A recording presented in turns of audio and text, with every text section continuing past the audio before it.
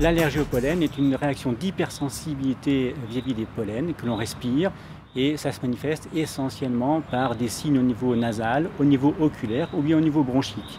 Si on est allergique au pollen, c'est avant tout parce qu'on a une prédisposition génétique et ensuite il peut y avoir des facteurs environnementaux comme les modifications du climat.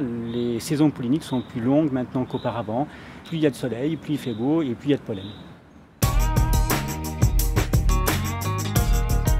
Alors, les traitements concernant la pollinose sont doubles, préventifs et curatifs. Préventif, eh bien, c'est d'abord l'éviction, mais éviter les pollens c'est toujours compliqué, il ne faudrait pas sortir.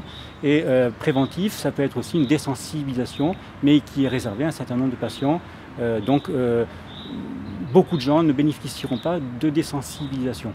Et ça s'adresse surtout aux gens jeunes. Ensuite, traitement curatif, mais on a toute une panoplie de médicaments qui peuvent apaiser les symptômes liés à la pollinose. Comment peut-on faire pour diminuer les crises et diminuer la gêne quotidienne en période printanière et d'exposition aux allergènes? Il n'y a pas 36 solutions, il faut éviter de trop s'exposer. Ça veut dire éviter de passer à la tondeuse ou bien de sortir trop longtemps lorsque tout le monde tond sa pelouse, lorsqu'il y a du vent, lorsqu'il fait beau. Ça, ce sont les moyens tout simples. Et, par exemple, le soir, se laver un tout petit peu les cheveux pour éviter que les pollens persistent dans les cheveux lorsque l'on rentre à la maison. Et au niveau de la maison, par exemple, aérer plutôt le matin puisque les courants sont plutôt ascendants le matin. Donc moins de risque de contaminer la maison par la pollinose.